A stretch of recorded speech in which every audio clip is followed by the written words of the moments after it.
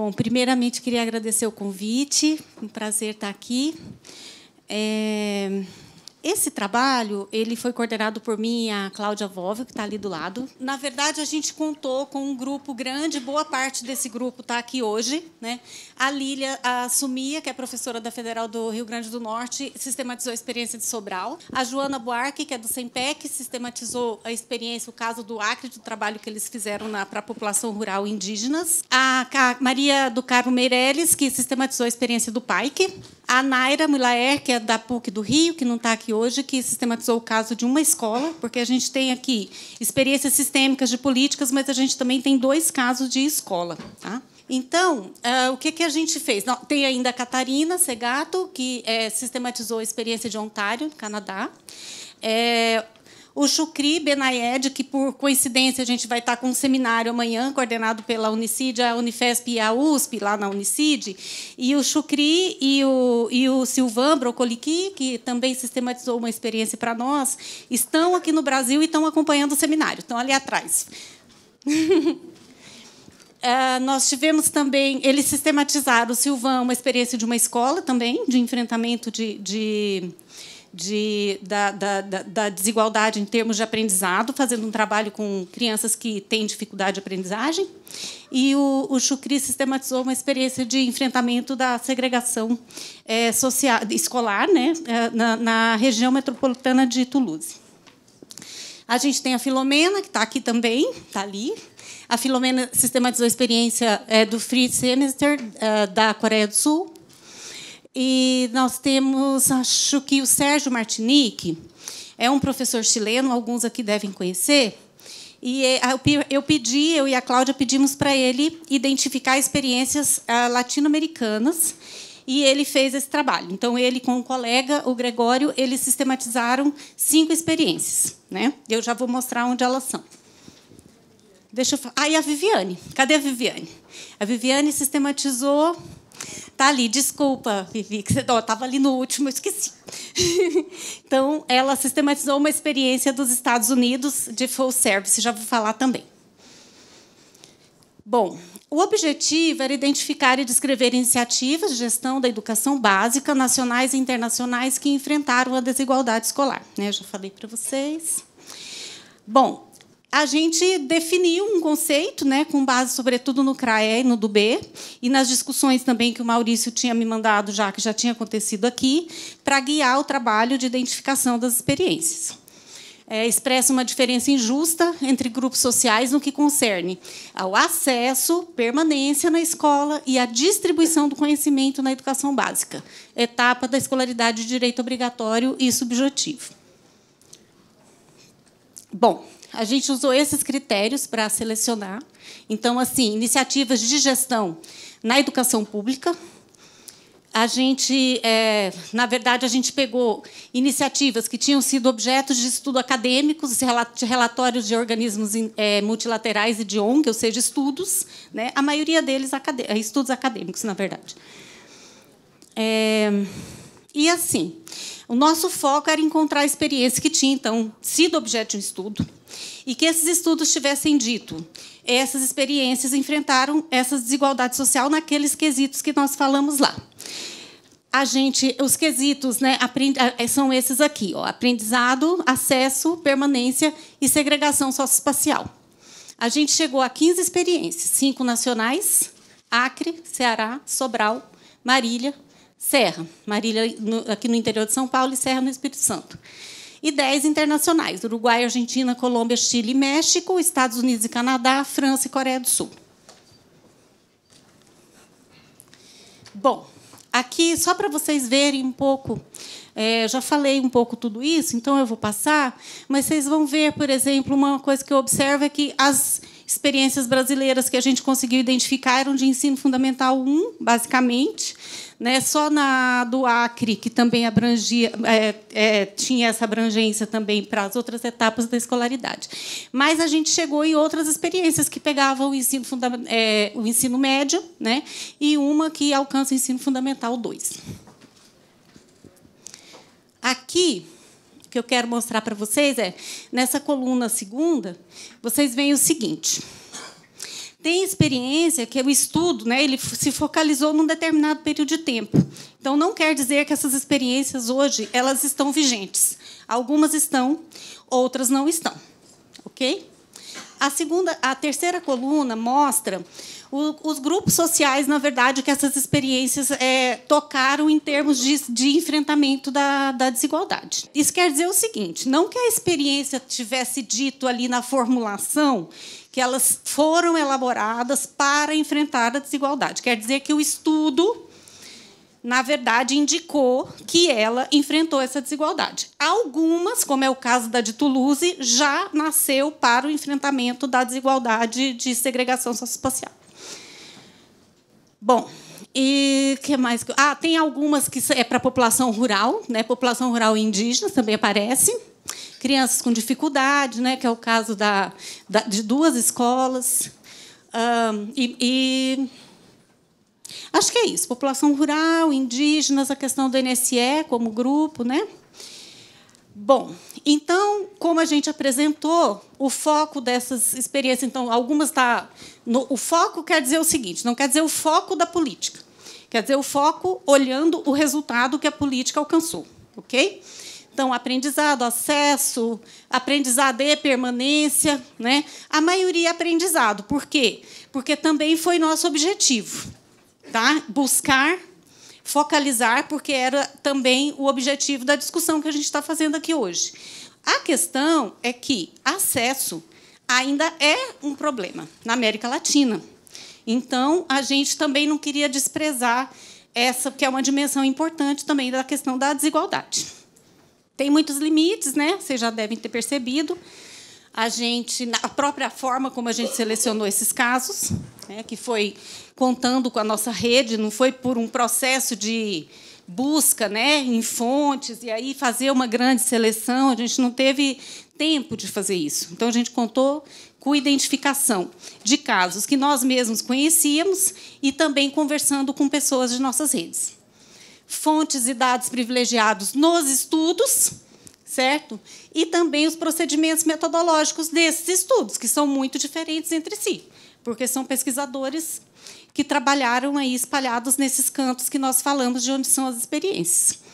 O recorte temporal, né, que cada experiência tem experiência que, na verdade, foi estudada por 10 anos, teve experiência que teve foco em um estudo de 5 anos, então isso é um limite também. E passou pelos recortes feitos pelos autores das sistematizações, né, que muitos deles eu falei que está aqui, e o nosso olhar, né, Cláudia, também, que é assim, a análise que a gente vai apresentar aqui, eu queria que vocês compreendessem, passa por todos esses limites aqui, tá bom? Bom, o que a gente fez, né? A gente tem 15 experiências e 15 minutos, né, para falar. Então, quanto tempo eu tenho? 6 minutos. Ok. Então, é isso, gente. A gente olhou para essas experiências e tentou ver algumas coisas que a gente viu que tinha de comum. Que a nossa questão é um olhar para as políticas públicas, né? Então, o que a gente viu? Que essas experiências estão dentro de uma agenda internacional comum, dialogando aqui com o que alguém falou, foi o Naércio, né? E está em torno da questão, seja da expansão da educação básica, né, ou do enfrentamento da desigualdade. Quer dizer, você já teve um processo de expansão e a desigualdade ela se coloca aí e a gente vê que essas experiências, de alguma forma, estão dentro aí desse escopo. O surgimento de uma nova agenda, né, porque é a questão então aí do enfrentamento da desigualdade socioespacial, que é uma coisa mais recente. Um contexto político. Essas experiências elas vêm, muitas vezes, realizadas num determinado contexto, numa brecha. Você tinha um grupo político anterior, aí chega um novo e quer fazer uma coisa diferente. E, normalmente, você tem uma característica desse grupo político que chega com mais responsabilidade e compromisso com educação. Então, eu vou chegar aqui e vou dar uma organizada, vou fazer uma política diferente do que tem sido feita até o momento. E são políticas que trabalham diagnóstico, construção de problema, planejamento, metas, acompanhamento permanente é uma coisa que aparece em muitas, acompanhamento do que está sendo feito, o que está resultando e como nós vamos fazer para corrigir. Isso nos dá uma ideia de que parecem mais políticas, no geral, com um estilo mais incremental, no sentido de que eu planejo, mas eu não olho todas as alternativas antes que eu tenho. Eu vou vendo o que vai acontecendo e vou fazendo correções ao longo do percurso. São políticas que têm uma continuidade, né, naquele tempo. Sobretudo as que geram mais resultados, a gente vê que elas são mais longevas, né? Elas trabalham com multiplicidade de programas. E tem uma característica assim, parte delas lida com flexibilização do modelo escolar. Então, eu flexibilizo o tempo, as modalidades, e tem uma outra parte que fortalece esse modelo. Então, vamos fazer escola? Então, não vai ser uma brincadeira, não, vai ser uma escola mesmo. Então, a gente lidou com esses dois grupos de iniciativas. Um investimento na formação dos profissionais, na infraestrutura e nos recursos pedagógicos. Tem experiências aqui que consideram, por exemplo, que uma mesa é um recurso pedagógico. Então, não pode ser qualquer um para o aluno trabalhar. E aproveitamento dos saberes dos profissionais e da comunidade escolar. Bom, além disso, a gente viu que boa parte dessas políticas elas têm algumas estratégias que lidam com desafios importantes da implementação de políticas públicas, olhando a literatura de implementação. Mais a literatura de implementação, mais estilo top-down. Assim. São políticas que trabalham com mobilização, concertação.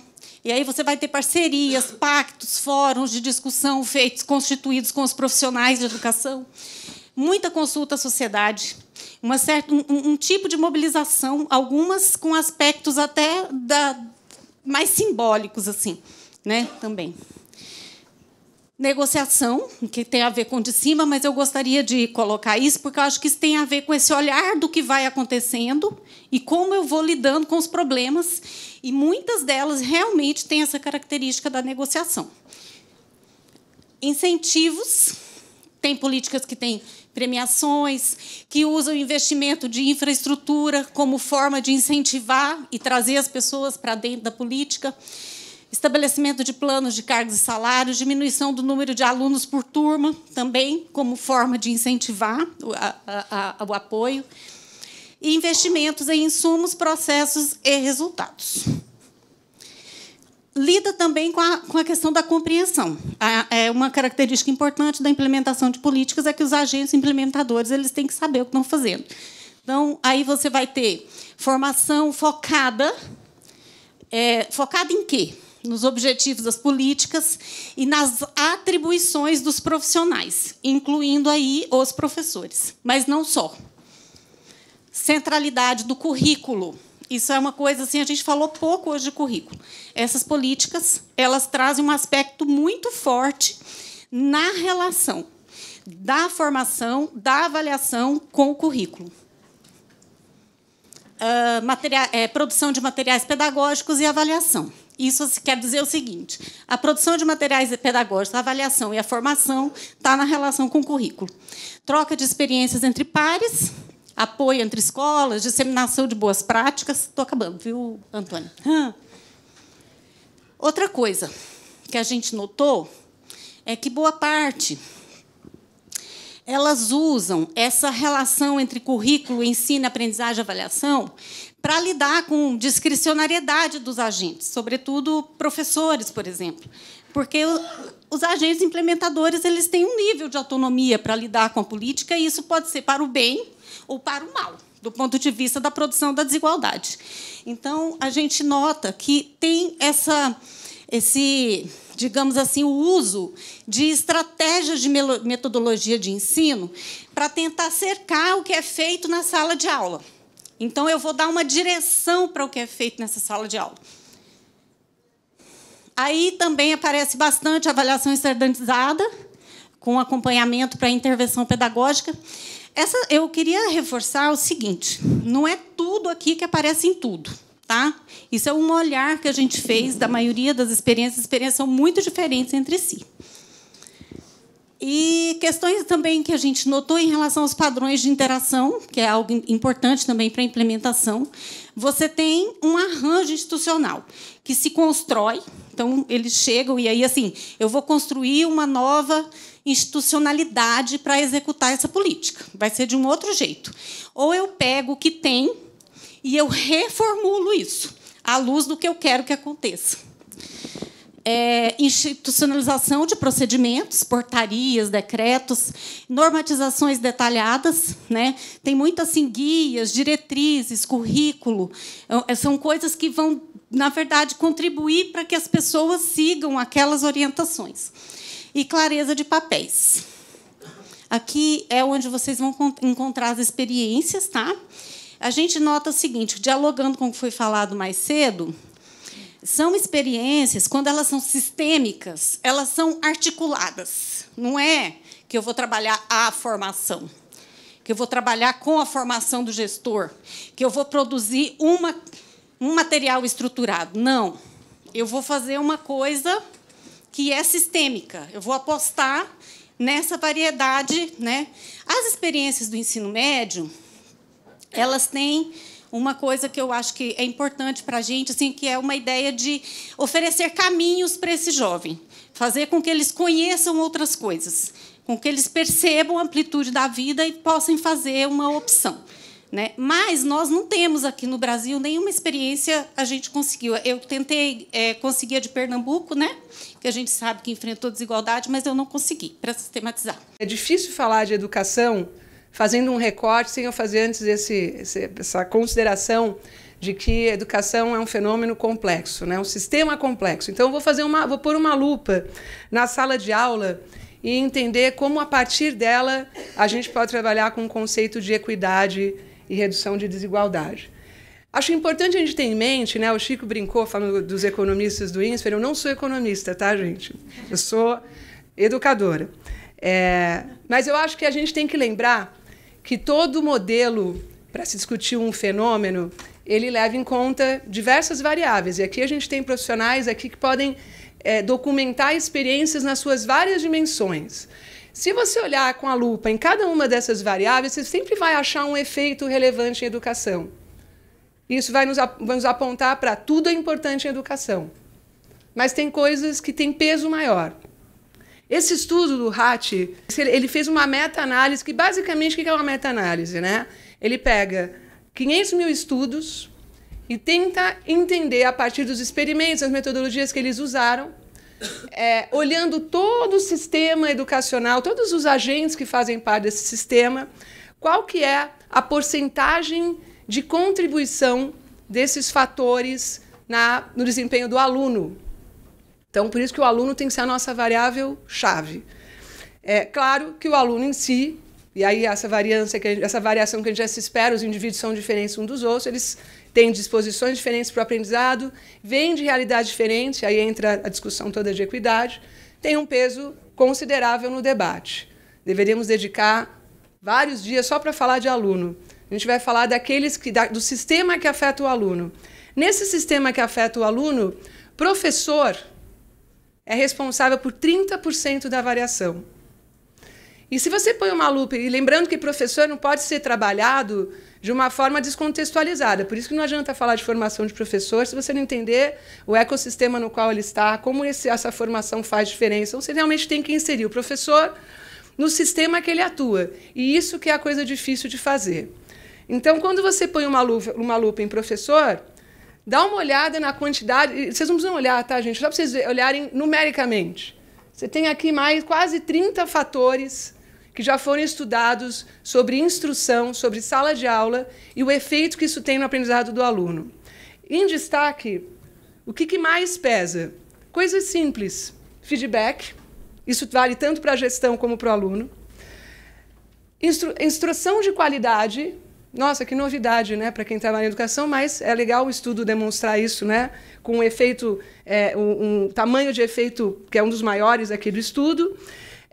De novo, a parte de trabalhar atrasos nesse processo de aprendizagem, então, o professor presente e a questão de o professor ser o centro da instrução, claro, levando o aluno em conta, mas a instrução direta.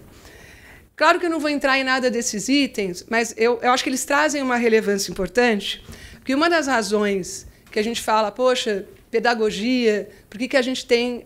porque as pessoas que estudam pedagogia e educação, às vezes, não têm centralidade no debate, porque a gente precisa começar a divulgar e deixar claro para todo mundo que educação é uma ciência. Eu gosto do nome que é usado nos Estados Unidos. Eu não gosto de anglicanismo, eu tenho que falar que eles são muito felizes em criar palavras, né? Lá eles chamam pedagogia de learning science, ciência da aprendizagem.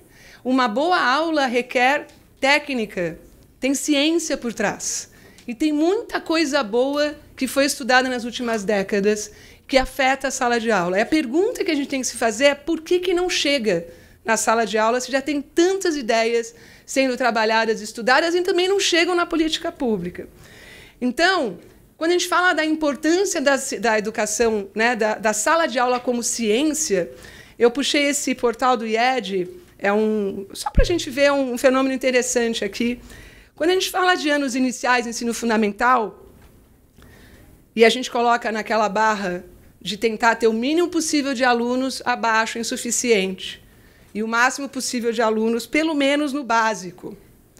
A gente tem 245 escolas que, apesar do baixo nível socioeconômico, têm um selo de excelência, ou seja, elas se encaixam nesse critério.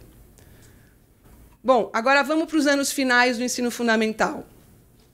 Eu baixo a barra um pouquinho. Eu pego só 50% dos alunos no adequado e pelo menos 10 que não estão no insuficiente. Cai para 56. E qual que é a grande pergunta? Por quê? Porque são as mesmas escolas. Então, você tem, por exemplo, o caso aqui. Escola de Belo Horizonte. Quartil 69, quinto ano de matemática. Cai para 36. A mesma escola, no mesmo período, fazendo todos os controles estatísticos necessários, quando você olha nono ano. E o mesmo valendo para a escola de Vila Velha. Porque, além da boa gestão, ela é fundamental, coisas acontecem na sala de aula, tem conhecimento necessário na sala de aula, tem dinâmicas de sala de aula que só a boa gestão não dá conta. Você tem que compor, tem que ter o pessoal todo que estuda boa gestão, junto com o pessoal que estuda ciência da educação, porque tem tecnologia, não estou falando de digital, tá? Estou falando de ciência, de técnica, para boa sala de aula, para sala de aula com excelência. E aí é que a gente começa a entender um pouco, quer dizer, falando de diferenças que nos incomodam, se você pega o PISA, por exemplo, e compara, isso é só o de 2015, tá, gente? É só para a gente aqui fazer um ponto. A gente olha que a diferença, por exemplo, entre meninos e meninas, então os meninos são a bolinha, as meninas são o losango. Elas não existem em todos os países, e eu estou falando só de gênero, tá? Tem uma relação altíssima com raça e outras, mas eu não sou especialista no tema, a gente vai ter uma sessão só disso logo em seguida. Ou seja, tem lugares do mundo em que algo acontece na sala de aula, além da gestão das escolas, em que você não tem disparidade de gênero no desempenho de matemática, se a gente quiser olhar a sala de aula de matemática. E aí a gente se pergunta, para eu pular de Brasil, quer dizer, não é que a gente precisa ter um conteúdo de matemática ultra sofisticado em sala de aula. E a gente tem uma parceria super grande, quer dizer, a gente está instituindo um centro de educação aqui no INSPER, e a gente fez uma parceria muito importante com a Federal do Ceará, liderada pelo professor Jorge Lira, que fez um estudo com 30 mil dados locais, fez uma análise de componente principal e pegou o seguinte, o que é que os alunos não aprendem que faz diferença no resto da trajetória escolar deles? Frações, proporção. Não é que a gente está falando de algo sofisticadíssimo. Se a gente garantir esse tipo de conhecimento nos anos iniciais, isso pode beneficiar imensamente o resto da trajetória do aluno. Mas, mais do que isso, tem que reduzir as diferenças de aprendizagem entre grupos. E tem ciência da educação, da aprendizagem, que traz subsídios para a gente entender esse fenômeno. Por que os alunos não aprendem e por que tem diferenças entre grupos, diferenças não desejáveis? Né? Como o professor Chico falou, diferenças que parecem transpor simplesmente uma questão de interesses individuais. Gostei da palavra constrangimento social e econômico. Ou seja, o que a ciência da aprendizagem fala sobre isso? Tem técnica, tem pesquisa feita no assunto. Só para levantar um pouco, né? Quando a gente olha a sala de aula brasileira, o que a gente sabe sobre desigualdades não desejáveis? Que as meninas vão melhor que as meninas em matemática e ciências. Que os alunos brancos possuem um desempenho melhor na sala de aula do que os alunos negros. Que os alunos com nível social e econômico alto têm melhor desempenho que os alunos de nível econômico baixo. Isso a gente sabe. Mas tem grupos que sofrem muito. Então, não são só as meninas, são as meninas afrodescendentes. São as meninas comparado aos meninos e contrastado por raça e nível socioeconômico. Então, existem diferenças não desejadas que não são fruto de nenhum tipo de propensão cognitiva. É sala de aula que não trabalha a serviço desse aprendizado. E aí, o que a pesquisa fala? E aí eu quero passar rapidamente, porque tem... Só para fazer o ponto de que existe uma ampla literatura sobre ciência da aprendizagem, sala de aula boa, que promove igualdade, ela tem técnica por trás, tem formação adequada para isso acontecer. Primeira coisa, Joe Bowler, lá de Stanford. E, obviamente, tem muita gente no Brasil que chegou às mesmas conclusões. Estou pegando só o que é vanguarda hoje nessa área de entender diferenças em matemática e ciências. Primeira coisa, todo mundo é familiarizado com a literatura de pensamento e crescimento, pensamento fixo. Ela aplicou essa lógica para a matemática. E olha o que ela descobriu. Quando você faz essa pesquisa de pensamento de crescimento, né, mindset de crescimento e mindset de fixo, com professores, adivinhem quais são os que têm o mindset de fixo maior comparado aos demais? Os de matemática. Ou seja, os professores de matemática acreditam que quem sabe matemática nasceu bom em matemática. Não é uma questão de esforço, de melhorar a sala de aula, de melhorar o desempenho. E isso ela comparou com professores de outras áreas de formação. A matemática ganhou em mentalidade fixa. Como o desempenho em matemática, infelizmente, é tido como um marcador de inteligência, né? Se eu não sou bom em matemática, eu não sou um bom aluno, uma boa aluna, isso reforça a mentalidade fixa. Em especial, no caso de populações vulneráveis, tem o efeito Pigmalião, que é bastante conhecido na literatura, que é o quê? Como eu acho que você não sabe e não tem condições de aprender, eu tenho baixas expectativas por você. E a minha baixa expectativa por você faz com que você se comporte de uma maneira que reforça a minha baixa expectativa sobre você. Isso chama-se efeito Pigmalião. É super estudado na literatura. Quem trabalha com populações vulneráveis tem que conhecer essa literatura. Como é um marcador de inteligência, e aí, obviamente, isso gera um envolvimento egóico, que, na verdade, não deveria existir. Eu estou só aprendendo, se eu não sei, eu saberia amanhã. O fato de eu não saber hoje não diz nada sobre mim, só diz que eu não sei, mas eu vou saber se eu estudar e aprender.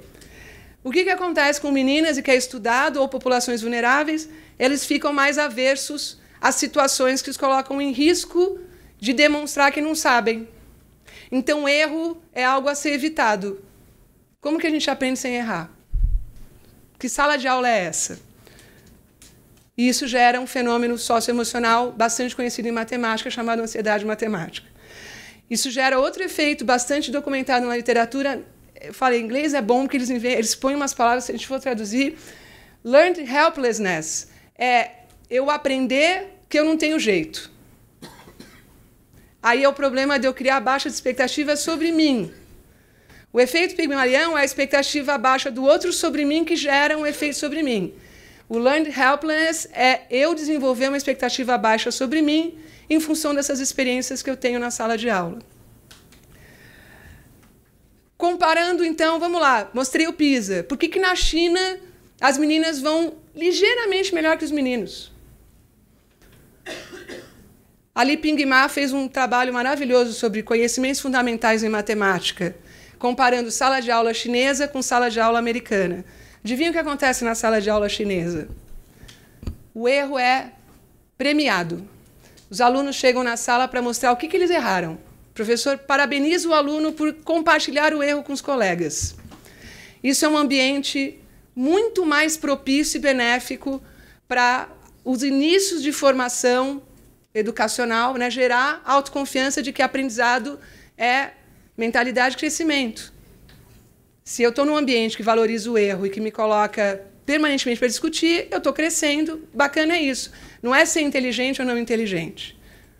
Então, vários exemplos sobre como salas de aulas operam para produzir ambientes mais propícios ao desenvolvimento de mentalidade de crescimento. E, finalmente, está havendo cada vez mais literatura sobre o efeito modelo de professor no aluno. Esse estudo é um estudo bem interessante, é recente, saiu o ano passado. Alunos afrodescendentes, que no início das séries iniciais têm professores da mesma raça, têm mais probabilidade de entrar no ensino superior do que se eles tiverem professores brancos.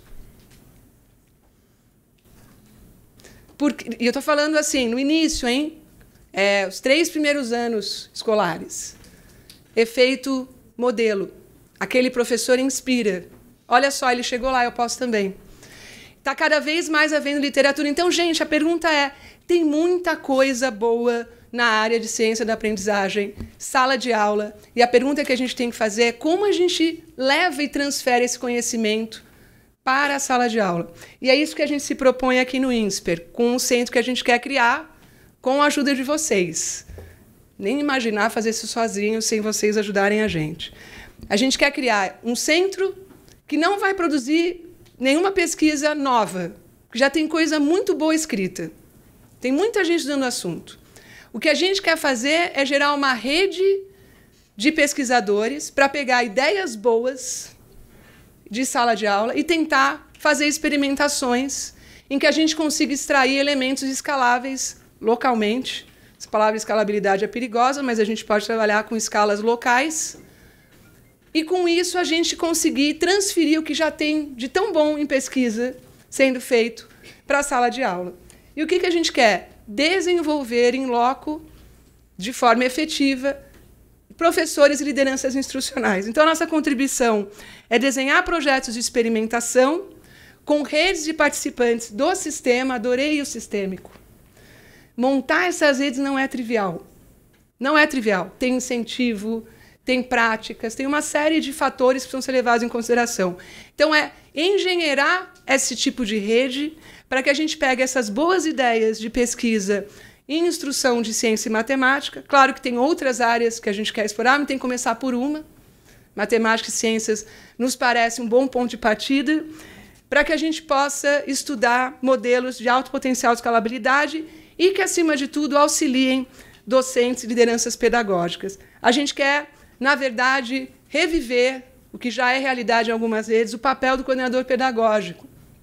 Que a gente sabe que, em muitos lugares, ele é uma figura mais do lado dos alunos que dos professores. Mas o coordenador pedagógico tem um papel fundamental. Eu estou trazendo a Lindsay Gibbons para o Brasil agora em agosto. Vou convidar todos vocês. Ela trabalha com coaching coletivo de matemática. É bem esse conceito de trabalhar em pares, o que vocês notaram nos estudos que vocês fizeram. E aí, como que um coordenador pedagógico pode ser trabalhado? Então, estamos falando não só de docente, estamos falando de lideranças instrucionais, para que ele possa auxiliar em aulas excelentes. Não só assistindo, mas trabalhando com formação de professores, sustentando o desenvolvimento profissional e trabalhando com problemas relevantes em sala de aula. Com isso, tem orientação, foco no raciocínio do aluno e no pensamento, aprendizagem ativa, feedback, vai ter tudo isso no protocolo, e o trabalho importante de combater as desigualdades de gênero e raça, que é importante que o educador tenha consciência para trabalhar em sala de aula. Então, gente, acho que a mensagem é: tem uma contribuição importante a ser dada no debate, que vem da ciência da aprendizagem, que requer estudo, requer sistematização, requer evidência. Tem gente muito boa dedicada a isso. É isso que vai valorizar a profissão, é isso que vai valorizar a área, e é isso que vai valorizar e fazer a educação estar presente no debate sobre política pública e gerando transformações por meio desses experimentos que permitam que a gente leve esse conhecimento, transfira esse conhecimento para a maioria das salas de aula do Brasil. Então, obrigada. Espero depois continuar conversando. Obrigado, Carolina. E a gente começa já o debate com as considerações da Priscila. Por favor, Priscila. Bom, boa tarde a todos, a todas. Quero agradecer o convite. Uma alegria estar aqui.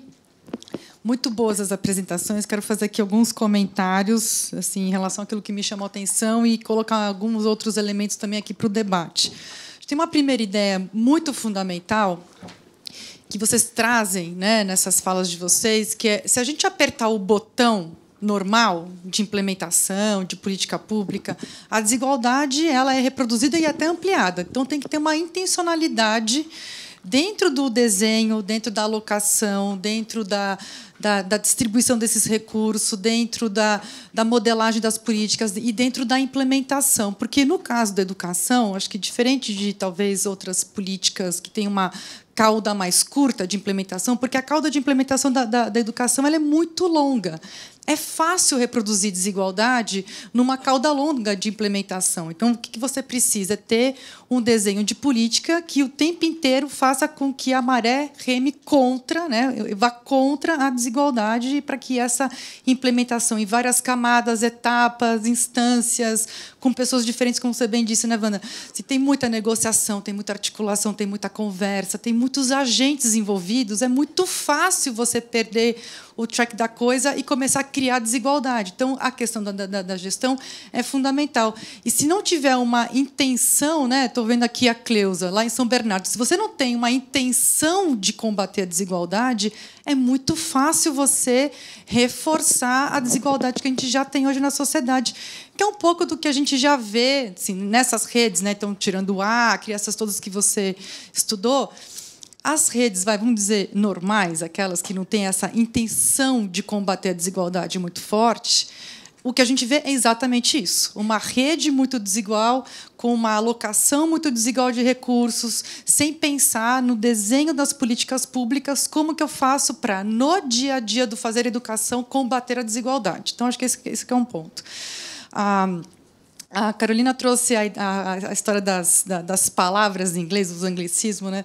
Anglicismos, eu estava lendo hoje, tem o MIT está soltando um dicionário, eles sempre estão soltando palavras novas, e hoje eu estava lendo uma que é uma palavra, que é uma expressão que está virando uma palavra em inglês, que é o Lost Einsteins, que é os Einsteins perdidos. Né? Eles acabaram de lançar essa palavra porque é uma expressão que quer dizer o seguinte: o fato de um país perder talentos por não dar educação de qualidade, etc., etc. Que é isso, assim, o quanto que um país perde em produtividade, em crescimento, em patentes, em inovação, em tecnologias novas, porque não consegue justamente ter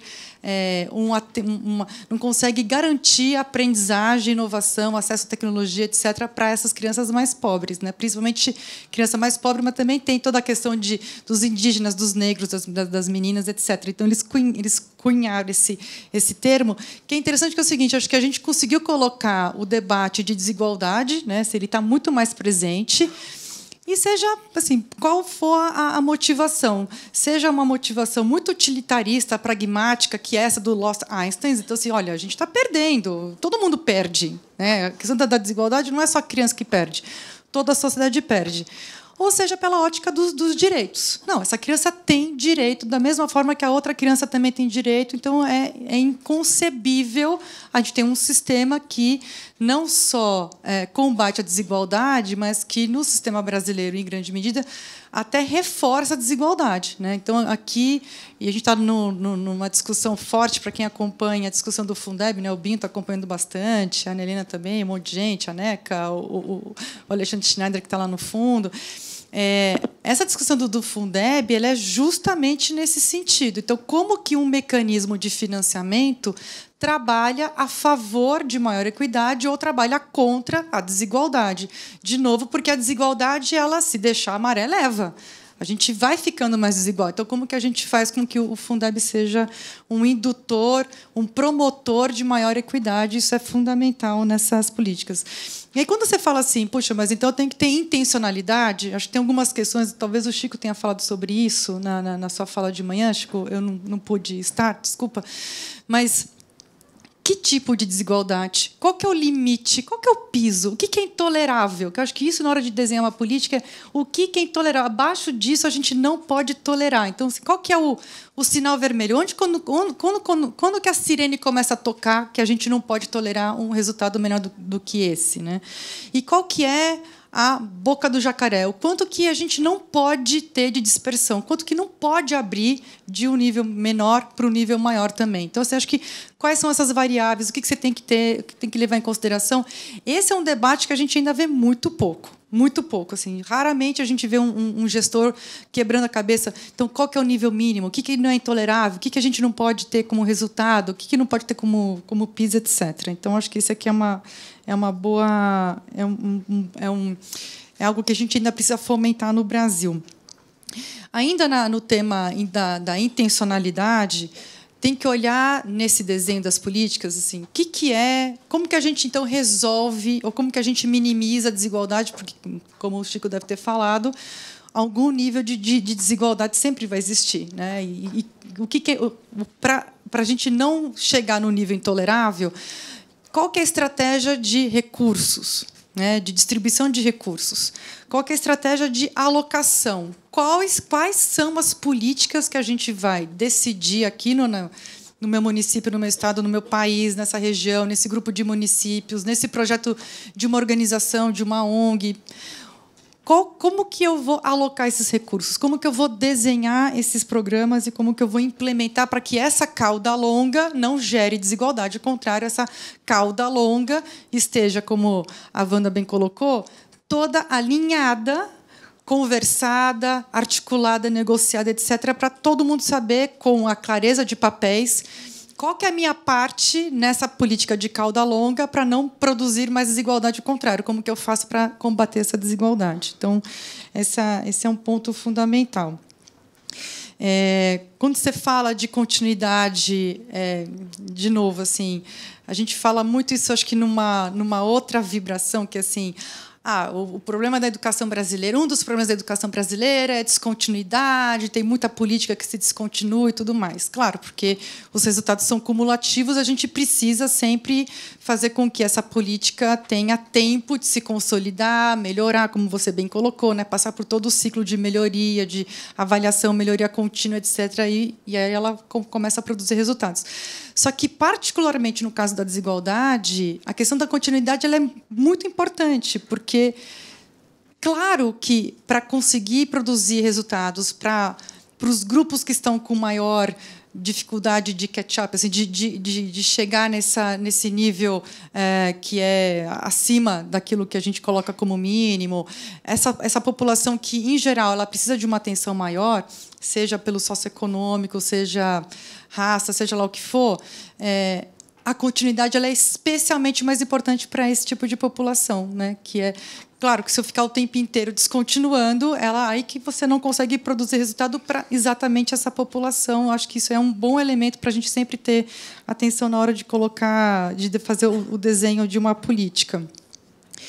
E ainda nessa história da cauda longa, né, assim, que é uma implementação que envolve muitos atores, muitas instâncias e uma série de etapas até chegar na sala de aula, que é diferente de um banco central definir a taxa de juros. Aí os bancos já se organizam e tem lá 2, 3 etapas até chegar no consumidor final. Na educação, uma política que começa, pode ser no Ministério da Educação, numa secretaria, até chegar na sala de aula, no aluno, né, na sala de aula que a Carolina estava falando, ele passa por uma série de agentes. Então, a institucionalidade ela é fundamental e a normatização que você colocou é fundamental e é impressionante como parece que normatizar, criar procedimentos sempre dá um arrepio, né? Porque, meu Deus, é muito inflexível. Mas, na verdade, esse tipo de institucionalização ela é pró-equidade. Ela é importante para conseguir manter um processo alinhado no sentido de combater algo que é meio normal descambar para a desigualdade. Então, é fundamental esse ponto que você colocou também. A Carolina falou sobre professor, né? Quer dizer, professor em qualquer estudo, você pode fazer qualquer revisão de literatura, sempre o professor ele é o principal determinante da qualidade. Aqui a gente falou muito de desigualdade da aprendizagem. Então, é qualidade do ensino, aprendizagem, professor, portanto, é o principal determinante. E, de novo, a questão fazendo gancho com a Wanda, que assim, o quanto que padronização e institucionalização na prática docente também pode favorecer uma maior equidade. E aí, nesse ponto, a Base Nacional Comum Curricular joga muito a favor. Você ter clareza daquilo que é... O que é esse mínimo, então, que a gente, para baixo do qual a gente não pode nem tolerar que uma criança não aprenda? Então, a Base Nacional Comum Curricular. Agora está sendo discutido no Conselho Nacional de Educação os referenciais docentes, que é... Um pouco na tua linha, Carolina, assim, o que um bom professor tem que ser capaz de fazer em sala de aula para garantir a aprendizagem de todos os alunos na sua diversidade de condições iniciais, de aspirações, de características pessoais, para que todos eles não estejam abaixo desse mínimo, né, desse piso intolerável. Então, fundamental, acho que a gente ter uma cabeça mais de institucionalização, de procedimentos, normatização fundamental. Também na formação, que eu acho que uma grande parte, a gente tem que ter muito mais esforço colocado em formação de professores, tanto a formação inicial quanto a continuada. Os referenciais docentes, eles olham tanto para a formação inicial, também deveriam olhar para a formação continuada e carreira do professor. Quer dizer, formação, aquilo que um professor é capaz de fazer em sala de aula tem que estar intrincado com a carreira. Não faz sentido a gente ter o sistema de carreira que a gente tem hoje no país, que esses dois componentes estão desassociados. Então, eu vou mostrando maior capacidade de entrega, de realização na sala de aula, eu vou subindo na carreira, e não só por titulação, como é hoje no país, e outras formas de carreira que não estão necessariamente vinculadas a essa atuação docente em sala de aula. Então, com isso, e com a formação do professor, uma das coisas que a gente até vem conversando lá com o pessoal do Conselho Nacional, tem aqui o Chico, que é conselheiro do CNE, esses bias que a Carolina trouxe, né? Esses vieses, que é importante que o professor saiba reconhecer na hora que ele está numa aula e que ele pensa aquela menina, aquele menino não é bom em matemática. Ele tem que saber reconhecer que aquilo ali é um viés dele, né? E saber discutir esses vieses, isso é muito importante. Isso não está na formação do professor. Da mesma forma que metodologias específicas para características e pontos específicos e diferentes dos alunos em aprendizagem na sala de aula também não está na formação, de uma forma geral, dos futuros professores, nem na formação inicial e nem na formação continuada. Então, isso tem que entrar urgentemente, senão o que vai acontecer é justamente isso. O professor, por não ter consciência dos seus vieses, dos seus bias, ele acaba achando que isso é normal. Eu já vi isso acontecer comigo, com gente. Isso é super normal acontecer isso. A gente fez Isso não é só professor, né? Muitas vezes a família também acaba colaborando, mas claro que aqui o papo é professor, mas quantas mães, pais, tias, avós não falam assim: meu filho não é bom em matemática, ele não nasceu para isso. E o não nasceu para isso, eu já ouvi isso de muito aluno do Brasil. Se diz, muitas vezes, assim, não, eu não nasci para isso, eu não sou para isso, eu não sou de humanas, eu não sou de exatas, eu sou de humanas, é uma forma de você se proteger em relação ao estresse da matemática. Não, é a coisa que sabe o que é, eu sou de humanas. Isso tudo faz com que essa criança tenha o seu direito a aprender limitado, né, por esses viés. Então, assim, estudar esses vieses todos, acho que é fundamental na formação dos professores. E, por fim, assim, tem muita coisa aqui para comentar, mas eu vou só, já encurtando aqui, finalizando. essa ideia da visão sistêmica, né? Porque outra, assim, você fazer implementação, ou desenho e implementação de política educacional nas caixinhas também leva à desigualdade. Se você não souber reconhecer que uma parte da desigualdade vem, né, ela começa fora da sala de aula, começa no sistema de saúde, no sistema de assistência social, no atendimento que é feito às famílias, no atendimento na primeira infância. Então, e isso eu acho que, de tudo, eu consigo ver muito mais luz nas outras questões. Nessa questão da integração de políticas, eu acho muito mais difícil. É o que a gente menos vê no país. Eu não vejo, e é muito raro. E, quando acontece, a gente tem resultado. Acho que o Acre é um bom exemplo disso. Mas isso é muito raro quando a gente consegue ter uma gestão que articula as diferentes áreas para produzir o resultado naquela criança. Olha, eu tenho aqui várias estratégias. Eu tenho uma estratégia de saúde, de assistência, de educação, e, dentro da educação, uma série de estratégias, porque eu reconheço que as crianças são diferentes, elas partem de pontos diferentes, elas têm backgrounds diferentes, e elas têm necessidades diferentes, e elas demandam estratégias diferentes para poder se desenvolver. E, para isso, eu preciso ter um super gestor. Eu acho que isso é algo que é muito raro enxergar, é muito raro a gente reconhecer isso no Brasil. Então, talvez a gente devesse pensar mais. Acho que tem um advocacy, uma articulação forte pró-educação no Brasil. Acho que isso só vem crescendo. Isso é bom, é positivo, importante. Acho que impulsionou muito a agenda educacional. Mas a gente precisaria ter um advocacy também forte de juntar pessoas de várias áreas para produzir o resultado na criança, que eu acho que isso eu vejo muito pouco. Então, é isso. Obrigada. Eu queria fazer, assim, pegando um gancho da sustentabilidade, né? Priscila, acho que tocou um pouco. Vocês todos tocaram, né? E Priscila também, nessa última fala, falou um pouco. Mas, especificamente na pergunta de vocês, se vocês conseguem identificar naquelas experiências de mais longo prazo,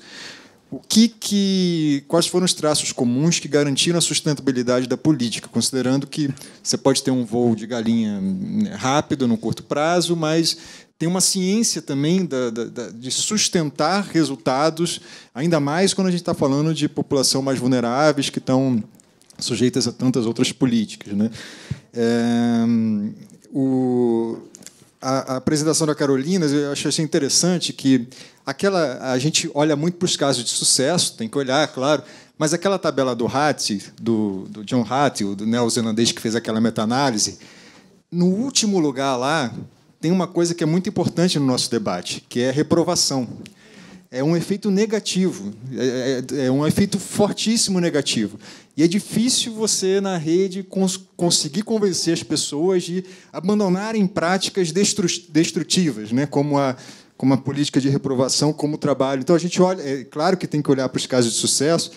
Quando você citou também o estudo do Gershenson, certo? O que fala dos alunos, né? Quando dá o match, o aluno ser negro com o professor negro, e é um efeito modelo que inspira, né? Mas eu não li esse trabalho do Gershenson, mas tem vários outros nessa linha que mostram também que não é só o efeito inspirador, tem também um efeito punitivo.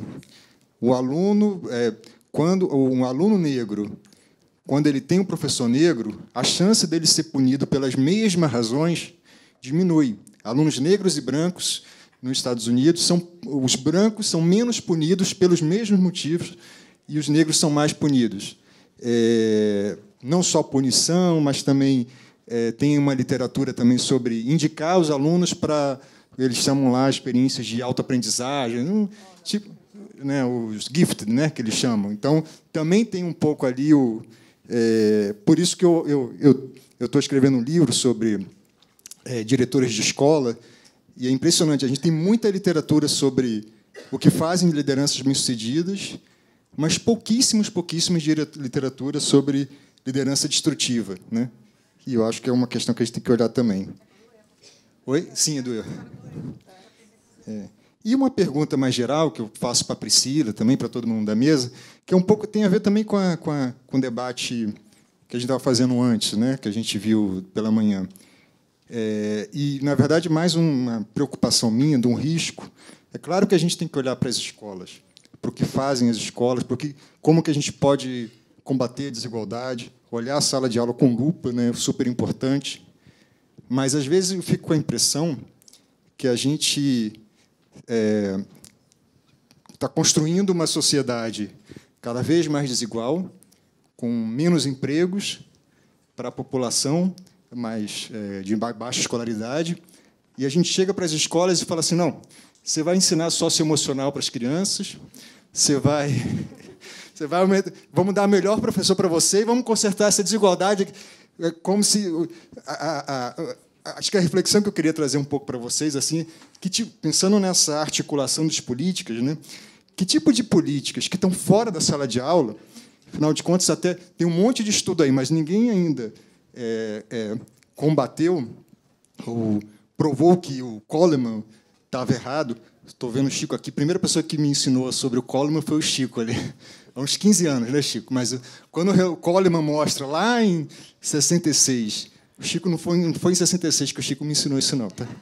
Mas quando lá em 66 o Coleman mostra que o nível socioeconômico das famílias é o principal fator, e continua sendo até hoje, como a gente viu nas apresentações. Então, tem parte do combate à desigualdade dentro da escola que tem a ver com outras políticas, né? E, bem, acho que eu joguei pergunta demais para vocês, mas vamos coletar mais 2 ou 3 perguntas e emendar tudo, pode ser? Alguém tem pergunta?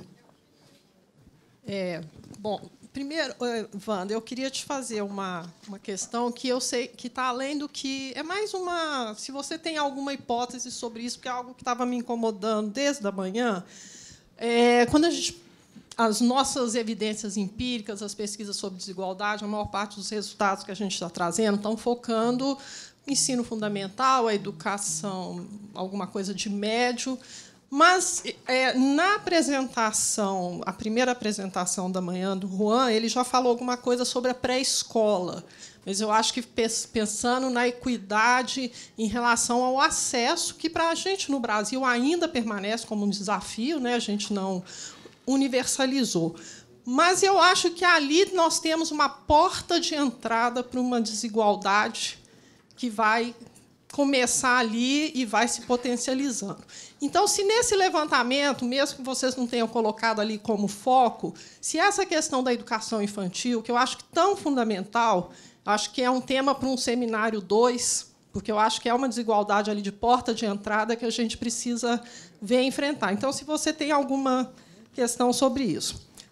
E sobre a apresentação do Carolina, né, eu trabalho já há muitos anos com esse tipo de pesquisa sobre fatores de eficácia escolar, sala de aula, professor, e a gente recorrentemente tem resultados que são sempre muito convergentes, mas a gente sabe que transferir essas experiências de um lugar para outro, sem políticas por trás, a gente fica num altruísmo, num discurso muito circular. E eu acho que o Néstor trouxe uma contribuição muito interessante, quando eu acho que é o grande desafio, que é pensar o aluno real. E qual que é esse professor real também para pensar isso? Porque essas práticas pedagógicas, a gente tem um aluno real e nós temos um professor real. E esse professor real ele não vai ser um tecnicista. Eu penso muito na minha universidade que a gente forma bem os nossos alunos quando a gente insiste que eles precisam ter fundamentos. Então, hoje se fala, um engenheiro não precisa mais de matemática, cálculo, porque hoje se faz tudo no computador. Não, a gente tem que dar fundamentos. Então, fundamentos para professor é fundamentos que vão permitir que ele identifique esse aluno real que está na sala de aula. E, a partir daí, ele pensar essa prática pedagógica, que é impossível a gente pensar todas as práticas dentro de caixinhas, porque são 5.000 e tantos municípios, 50 milhões de alunos, é uma diversidade que a gente agrupa, né, mas a gente tem esse desafio de formar professor com fundamentos para que ele possa, esse professor real que tem fundamentos, que são abstratos mesmo, que se critica muito. A formação de professor é muito abstrata, mas é essa abstração que nos permite transformar, identificar e trabalhar com esse aluno real, e não o aluno ideal.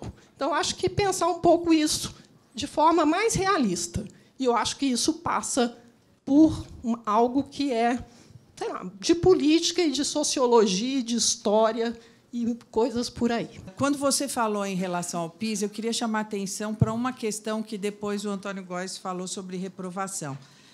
O Brasil é um dos poucos países que lida tão bem com a reprovação, né? E a gente está falando hoje, quando a professora ali coloca, né? Nós temos 38 milhões de alunos hoje no ensino fundamental 1 e 2 e ensino médio. 7 milhões repetem de ano. Nós temos 38 milhões de matrículas, 7 milhões em 2019 vão ficar. Quando a Carolina falou sobre o PISA, a gente tem um problema sério, né? Porque quem faz o PISA, diferente da Prova Brasil ou do Enem, os meninos fazem a prova na série ou no ciclo. Prova Brasil e Enem. O PISA é por idade. E aí, como o Brasil tem uma defasagem em idade-série, nossos resultados ficam piores ainda. Né? Se a gente consegue melhorar um pouco, e é muito aquilo que o Chico falou de manhã. Se os textos de Portugal, a gente está 2 anos atrasados, se a média são 20% de alunos com atraso, olha onde é que isso vai parar. Então, acho que era importante a gente colocar esse fator em qualquer discussão sobre sala de aula. Né? Esses números, e agora, eu acredito piamente que a base que a gente lutou tanto vai piorar esses indicadores. Porque, até agora, né, Antônio, cada um deu nesse país o que quis. A gente não tinha um currículo, cada um ensinava fração se quisesse. Né? Quando a Carolina falou sobre fração, eu lembrei bem disso, porque a gente... se cai na Prova Brasil, o pessoal ensina fração. Se não cai na Prova Brasil, pula a fração, porque eu nem sou formada em matemática. E estou dando aula de matemática. Então, acho que é importante levar em consideração o peso que tem a reprovação e a defasagem de idade-série no Brasil. Boa tarde. Eu e a Cleusa não ensaiamos, mas a minha inquietação... Você já tocou de ouvido. Já? Ela olha assim, a gente já... Mas a minha inquietação é porque, quando se fala em experimentação pedagógica, eu me lembro das experimentações dos anos 90, quando as escolas de ciclo começaram a ser implementadas em São Paulo, em Minas, no Acre, uma série de experiências que tinham 2 objetivos claros: garantir a aprendizagem, evitar a evasão, evitar a reprovação. A reprovação no Brasil ela é um método de aprendizagem. Quer dizer, de não aprendizagem, mas ela é considerada como. E eu tenho uma sensação, porque, desde 94, em Belo Horizonte, com a Escola Plural, que a gente começou a fazer políticas de correção, idade série, agora idade ano, e a sensação é de que a gente enxuga gelo. Porque, a cada 2, 3 anos, você corrige, coloca os meninos na idade adequada no ano correto. A Tereza está aqui com essa cara de que... e a gente continua produzindo. Então, as experimentações pedagógicas elas não se consolidaram como política pública. Elas foram laboratórios. E os políticos, que legitimamente precisam de voto, quando o debate de reprovação ele foi partidarizado, em BH era do PT, em São Paulo era do PSDB, inclusive ele foi partidarizado de uma maneira muito maluca, os políticos tendem a voltar atrás por causa da opinião pública.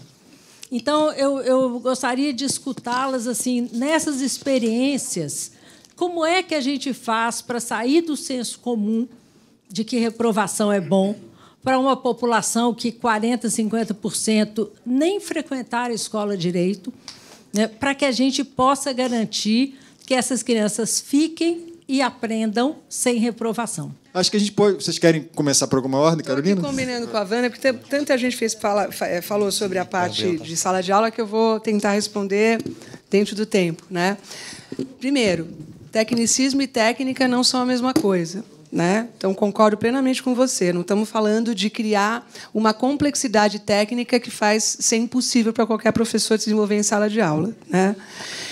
O que é importante aí junta com o comentário de vocês? Para a experimentação estar a serviço de a gente desenvolver soluções sistêmicas, ela tem que acontecer em rede. E esse movimento é recente. Então, a gente está observando alguns consórcios atuando no mundo, consórcios de faculdades. Então, tem o consórcio de 12 faculdades americanas que trabalham só educação de professores, tentando entender que práticas que podem ser, de fato, inseridas em programas de formação. Tem o SERP, que foi criado, né, pessoal de Harvard, para estudar elementos do ensino, então, sempre fundamentos. Quer dizer, não estamos falando de sofisticação de sala de aula. Quando eu mostrei a tabela, com aquele monte de elementos que são estudados em instrução, era só para destacar que, se você olhar cada um deles, você sempre vai achar um efeito. Tudo é bom quando você tem uma boa intenção e gente com sistematicidade tentando fazer funcionar. Mas a questão é que o que faz diferença é pouca coisa. Tem elementos em instrução que são relativamente simples de implementar, claro que tem conhecimento por trás, tem informação, mas eles estão ligados a feedback, elementos remediais, que é para justamente tirar o atraso, para não trabalhar com reprovação, e instrução do professor. E instrução do professor não tem um monte de coisa floreada. Ele tem que saber o conteúdo importante para ser ensinado e ele precisa ter a disciplina da gestão de aprendizagem. Então, a tabela é para reforçar que, apesar de tanta coisa ser estudada em ciência de aprendizagem, tem elementos que fazem mais diferença. Agora, a pergunta é, como que a gente leva isso no nível sistêmico? Eu não sei se é só através de política pública. Sem dúvida é. Então, isso é inquestionável. Não tem quem vai discordar. Mas eu tenho curiosidade de estudar outras maneiras de fazer isso acontecer sistemicamente. Então, por exemplo, a experiência que a gente está vendo no Ceará é interessante porque ela tem continuidade e ela trabalha com formação continuada, na qual o desempenho desse professor na sala de aula ele conversa com a titulação que ele vai ter e ele tem que demonstrar elementos bem-sucedidos na sala de aula. Então, o que é interessante estudar lá? Como que eles conseguiram montar uma engrenagem que, claro que tem política, claro que tem secretaria, mas tem um trabalho em rede, tem uma eficiência de rede que faz com que a experimentação surta efeito. A palavra experimentação é perigosa, né? Eu gosto mais de experimento controlado, que a gente possa, na verdade, extrair elementos de escalabilidade. Você não realmente vai ficar só um trabalho diletante que a gente, que é da área de educação, gosta. Claro que a gente fica feliz porque naqueles alunos a gente faz diferença, só que a gente não gera um efeito sistêmico. Então, eu acho que existe hoje, acho que é uma fronteira do conhecimento metodológica, como que se a gente monta redes de experiência que não fiquem localizadas. E aí tem alguns exemplos, inclusive no Brasil, que a gente pode estudar para que a gente possa, de alguma maneira, trazer para outras realidades. E é muito interessante ver esse movimento também fora do Brasil. Cada vez mais pares trabalhando em rede, de alguma maneira, criando incentivos cruzados bons para que esse tipo de conhecimento consiga transitar pelo sistema. Acho importante trazer a dimensão PISA, com toda essa ressalva correta que foi feita, porque aí o cenário fica bem conservador. Eu gosto sempre de trabalhar com cenários conservadores. E o PISA responde à sua pergunta, Antônio. Ele é uma avaliação, quer dizer, a gente não vai entrar em detalhes de avaliação, mas uma coisa que me agrada no PISA é que ela é uma avaliação que captura muitos elementos que hoje são demandados no mercado de trabalho. Quer dizer, é uma prova que, de fato, captura a capacidade do aluno escrever, raciocinar, desenvolver o pensamento lógico. Quando a gente fala do INSPER ter uma preocupação com o STEM, não estou dizendo que não é importante linguagens, porque, no fundo, está tudo relacionado, a gente estava falando disso hoje, né? É porque nunca foi tão importante para o mercado de trabalho, para aumento de produtividade, o pensamento computacional, né? Que está na base do pensamento lógico. Então, a gente tem que trabalhar isso nas idades mais tenras dos alunos, para que a gente possa levar um profissional um aluno lá na frente que possa ter possibilidades que não é só o ensino superior, né? Existem outras expressões profissionais que esse aluno pode escolher, mas essa base, esse fundamento tem que acontecer lá atrás. Então, acho só importante fazer essas contemporizações para a gente não cair em experiências do passado mal sucedidas, mas aprender com novas e estudar, acima de tudo, redes. A literatura em negócios, eu sei que o pessoal olha meio torto, eu também, né, tenho as minhas críticas, mas tem uma literatura grande hoje em transferência de conhecimento usando construção de redes sociais, né? Não estou dizendo digitais. É como se constrói em redes. Eu acho que é uma literatura interessante para trazer para o debate, que pode complementar essa necessidade que a gente sempre tem, que a política pública tem que estar aderente, como tem que estar. Mas eu acho que a gente pode trazer elementos novos ao debate. Essa é a intenção. Obrigado. Wanda e Cláudia, por favor. Primeira coisa que eu queria dizer é que, assim, tem uma coisa que eu acho que a gente lê dessas experiências que é algo para nós da academia. Eu acho que a gente precisa investir mais em estudar políticas e práticas educacionais na relação com os resultados. Porque as perguntas de vocês estão perguntando assim, o que a gente... Eu vou falar o que a gente viu nas experiências, mas a gente viu muito pouco. Porque, na verdade, as experiências, os estudos, eles muitas vezes não chegam nesse nível de detalhe para dar um retorno. Então, por exemplo, hoje, no Brasil, a gente está começando a estudar a sala de aula, a entrar nas salas de aulas e ver o que acontece na sala de aula. Né? Hoje estava conversando com a Mariane, né, que eles estão estudando no Rio, vão estudar Sobral. Eu e a Cláudia, a gente vai estudar aqui em São Paulo, vai estudar também em Fortaleza. A gente já fez. Tem outros grupos, a Alicia Bonamina, eu sei que já entrou em sala de aula.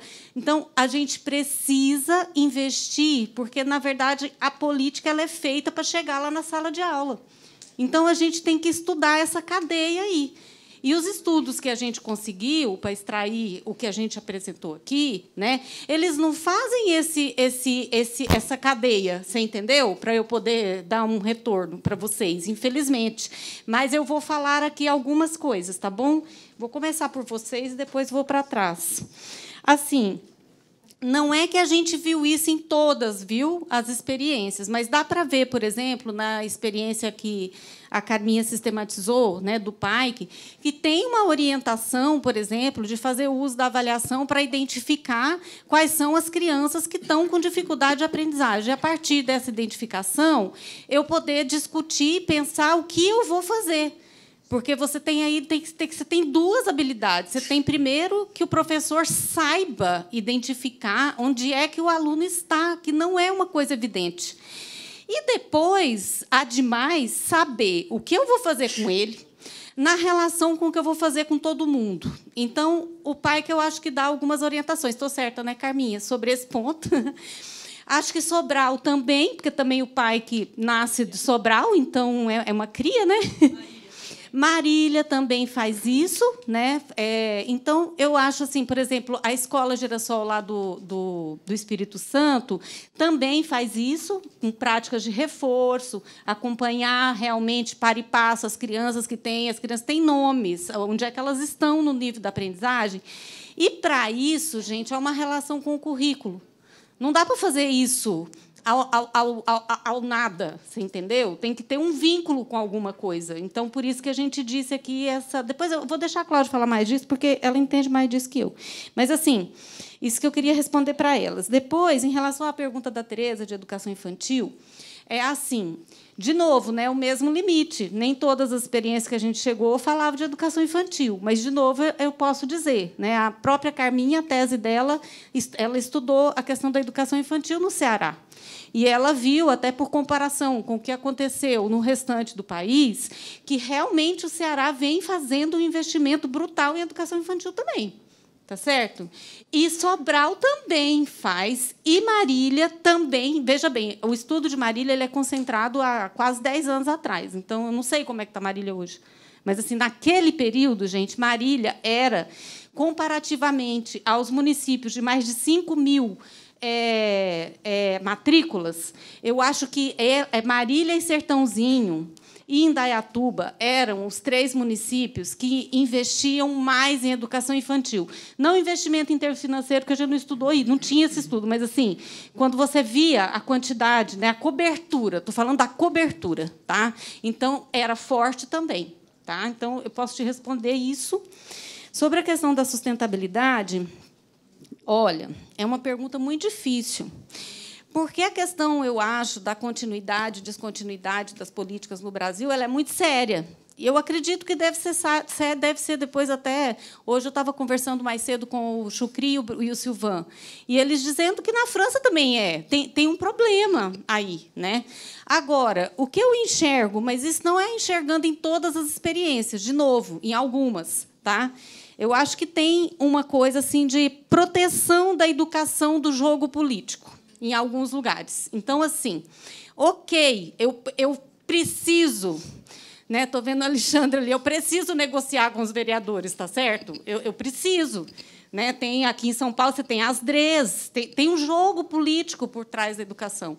Mas, se eu não tiver uma proteção mínima para eu respaldar, na verdade, a qualidade do que é técnico, fica muito difícil. Então, não é que eu vi isso em todas as experiências, mas nós vimos em algumas isso. Tá?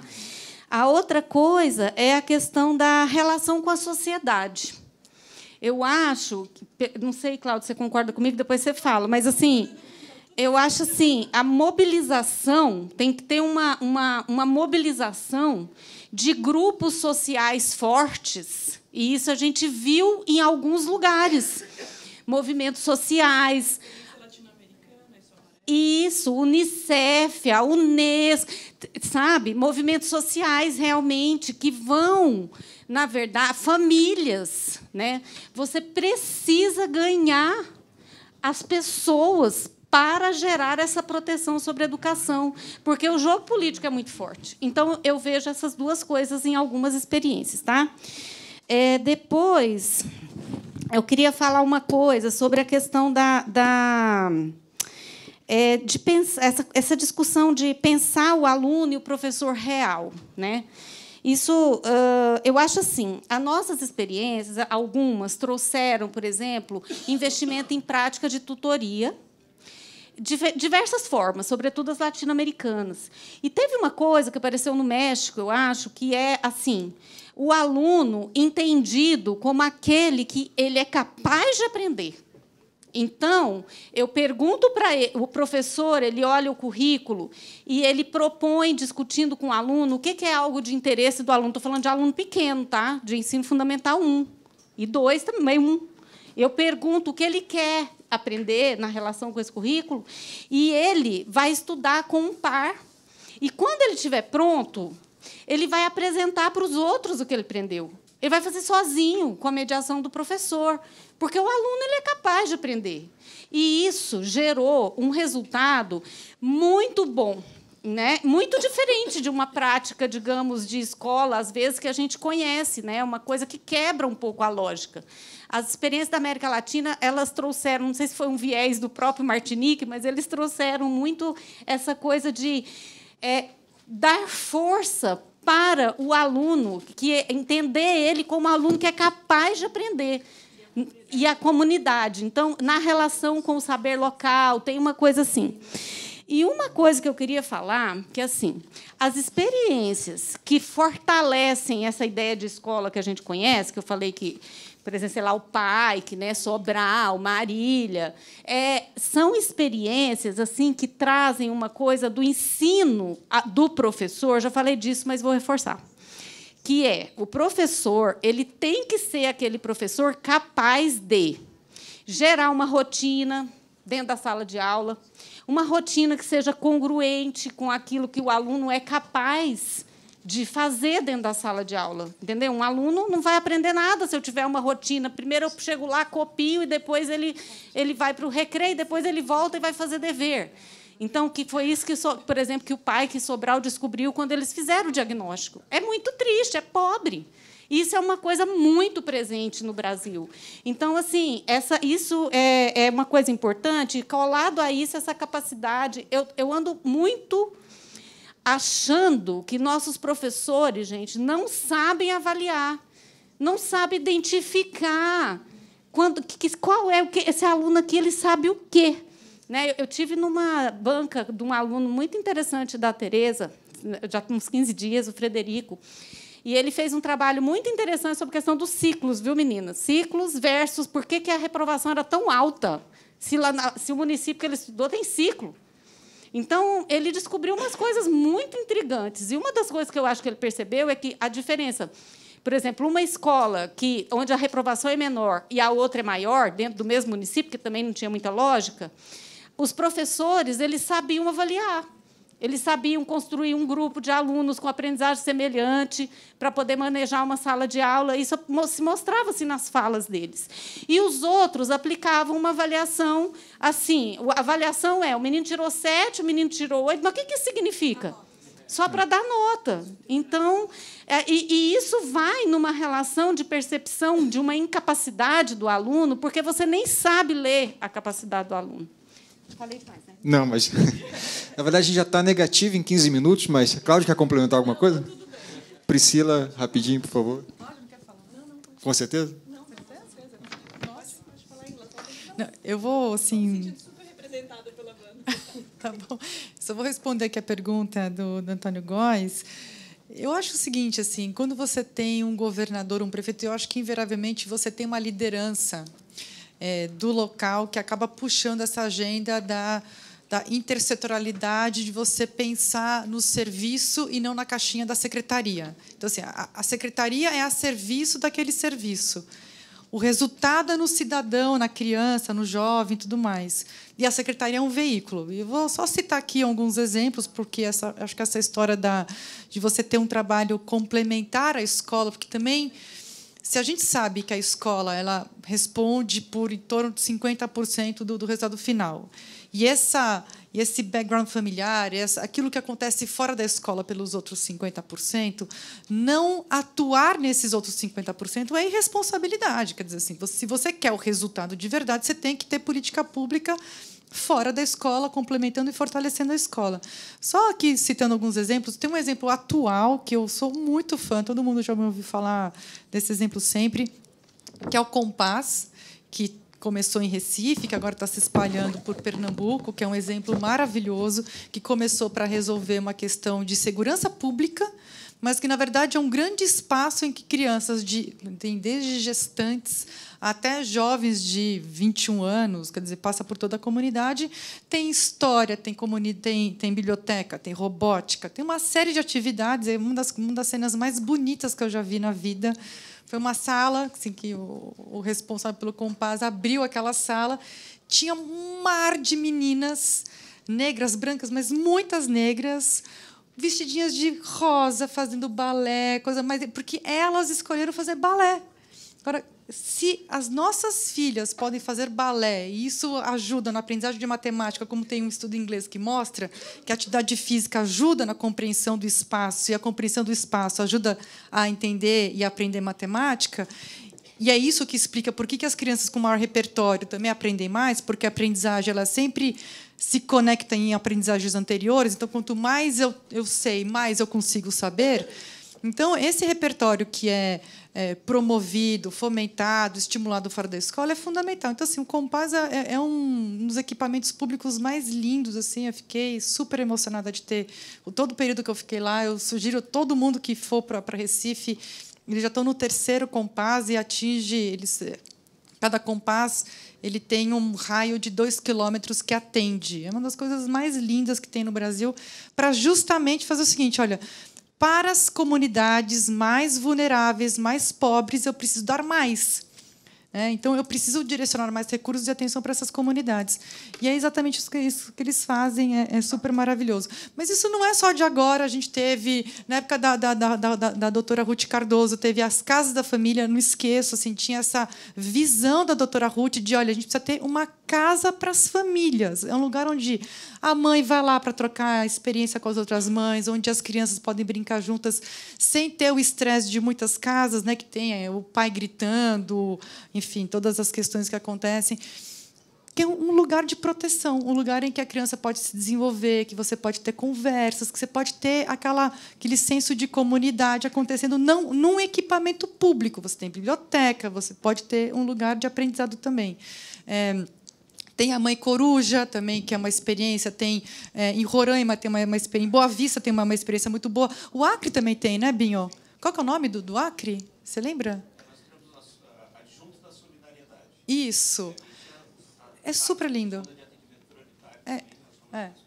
Isso, exatamente. Então, a gente tem isso, não importa a partido, a gente já teve os pontos de cultura. Vamos falar, já que eu falei de Fernando Henrique, de doutora Ruth, vamos falar aqui de Lula. Os pontos de cultura, que era uma política da cultura, do Ministério da Cultura, eram justamente era uma forma de você fazer cultura com educação de forma espalhada, focalizando nas crianças mais pobres, na população mais pobre. Então, eu acho que quando você tem uma visão mais ampla, mais integrada, mais sistêmica, em que, olha, se eu conseguir ter cultura, esporte, né, um ambiente de aumento de repertório dessa biblioteca pública para essas crianças, né, com essa visão, aí esses equipamentos públicos eles vão surgindo. Eu acho que isso é uma coisa que a gente tem que fazer mesmo.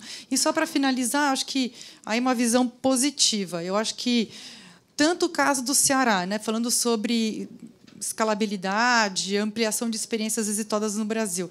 Eu acho que o exemplo do Ceará em alfabetização e o exemplo de Pernambuco em ensino médio são dois exemplos que mostraram a sua eficácia, mostraram os resultados. Eles foram capazes de criar uma narrativa e uma história e uma forma de contar política pública e que hoje a gente consegue ver essas experiências ganhando outras adesões pelo Brasil. Então, eu não acho que a gente está naquele ponto assim, tudo que dá certo é descartado. Eu acho que a gente está num momento bom até de olhar para as experiências boas e saber quais são os fatores de sucesso e saber aplicar isso em outros lugares. Então, é isso. Obrigada. Gente, só uma coisa que eu acho que não pode deixar de ser dita aqui nesse espaço, que eu e a Cláudia não conseguimos localizar na nossa rede uma experiência do tipo que a gente sistematizou aqui de enfrentamento de desigualdade racial. Vocês podem reparar que não tinha nenhuma. Estou falando isso para nós, pesquisadores, né? Talvez seja por causa da nossa rede, não sei. Nós não encontramos, ok? Bem, aliás, o seminário vai discutir essas questões com mais profundidade. Já fica aí um tópico para amanhã, né? Então, antes que a gente seja expulso pelo cerimonial, muito obrigado a vocês.